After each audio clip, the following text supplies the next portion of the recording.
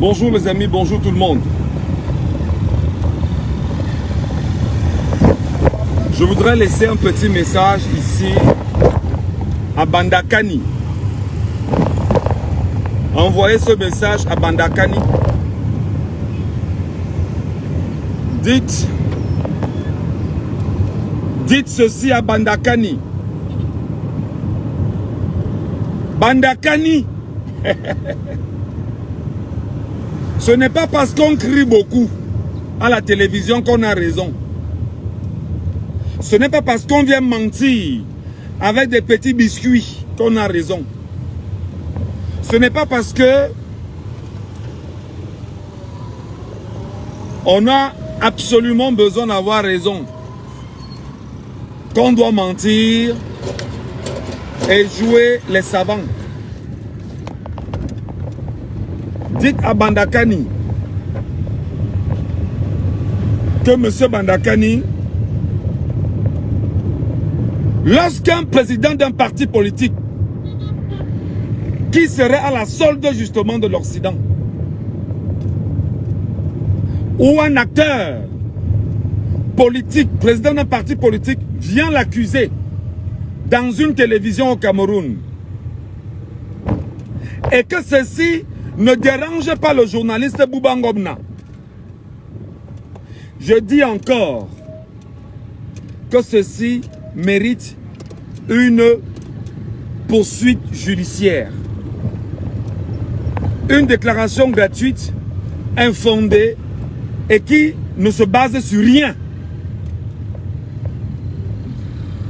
C'est-à-dire Bandakani, que hier nous croyions, qu'il était objectif. Est-ce qu'il peut nous dire tout au moins ce qu'il aurait perçu en refusant d'entrer au gouvernement de Paul Biya, comme Jean de Dieu Momo? Est-ce que Bandakani peut tout de même nous dire pourquoi hier il critiquait Paul Biya sur Afrique Média, brutalement, frontalement, et du jour au lendemain il change de casquette et il devient l'ami de Paul Biya, l'ami intime de Paul Biya? Est-ce que Bandakani peut nous dire ce qui s'est passé entre être objectif sur une logique politique face aux réalités claires que les Camerounais vivent et subissent sous un régime totalitaire de Paul Barthélémy Biya Mvondo, et que lui, Bandakani, critiquait bruyamment sur Afrique 24, sur Afrique Média, pour subitement le lendemain se retrouver dans le G20, l'ensemble des partis politiques qui soutiennent le RDPC, pour valider que le RDPC est véritablement vainqueur de l'élection présidentielle 2018. Mes chers compatriotes, je voudrais vous dire ce matin ce que je ne cesse de vous dire depuis de longues semaines. Faites très attention aux télévisions du Cameroun. Je vous explique encore ce qui s'est passé. Et là, c'est une analyse purement professionnelle. Lorsqu'on veut détruire un leader politique, on se sert des médias pour détruire ce leader politique. Le fait que Maurice Kamto au Cameroun soit dans les cœurs des Camerounais, que chaque Camerounais, à chaque bout de chemin, chaque bout de rue, vous dise que mon choix est dans mon cœur, mais entre-temps c'est Maurice Kamto, et que Maurice Kamto ait gagné des élections haut la main en 2018, élections volées par le RDPC et ses amis, partis alliés d'ailleurs, avec les faux observateurs Transparency International. Le RDPC sait que frontalement, il aura affaire au peuple camerounais. Qu'est-ce que le RDPC fait maintenant? Le RDPC va voir les médias à la solde. Les médias à la solde prennent des agents des médias à la solde comme Bandakani. Et Bandakani maintenant vient sur ces médias à la solde vomir des inepties avec un objectif clair. Injecter dans la société un mensonge, dans l'espoir que le mensonge soit récupéré par au moins 1 million de personnes et que les mêmes 1 million de personnes répandent alors tout ce mensonge qui deviendra pour certains une vérité. Regardez bien le comportement de mon confrère et grand frère Bouba Ngomna hier sur le plateau de Canal 2 International. Bouba Ngomna sait pertinemment que dans la constitution du Cameroun, s'il a lu la constitution du Cameroun sur les questions liées à la souveraineté du peuple camerounais, je l'invite à aller lire le préambule de la constitution du Cameroun. Bouba Ngomna sait pertinemment que dans le code électoral également, il y a des articles liés bien évidemment à la position qu'un acteur politique pourrait avoir avec un pays étranger.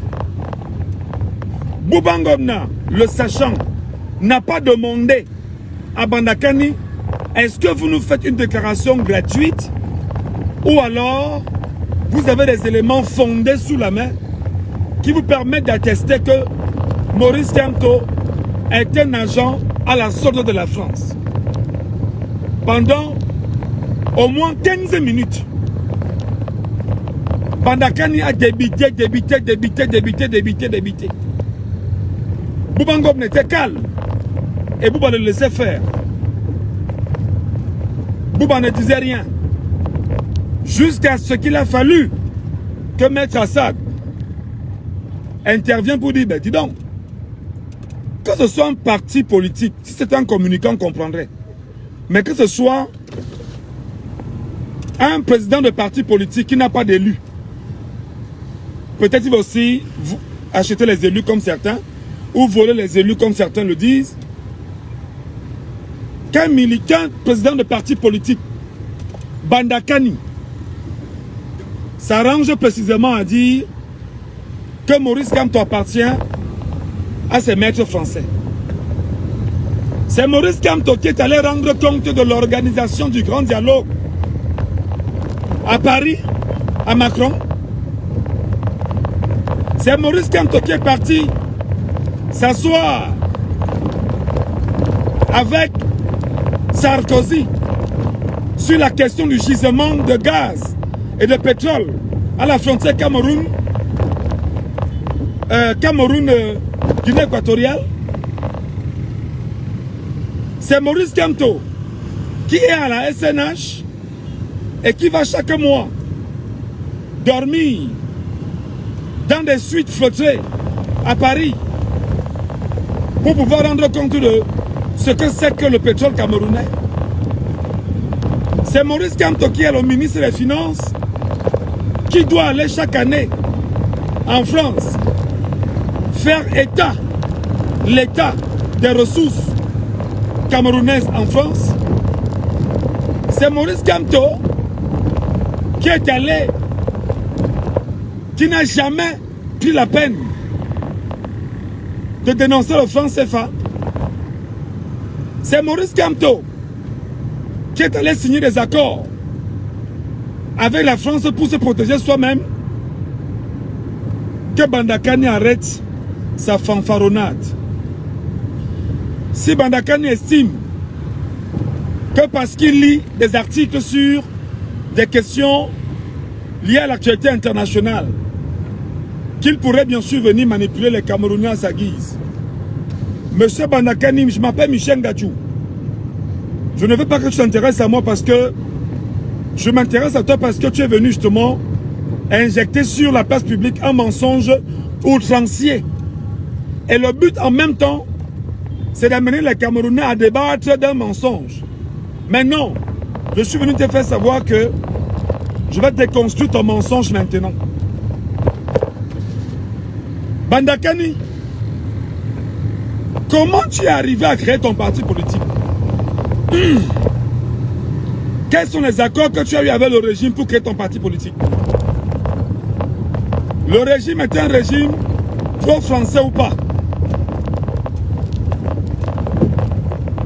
Bandakani, quels sont les statuts de ton parti politique? Combien de militants tu as dans ton parti politique? Où est-ce que tu tiens justement? Ton siège, il est où?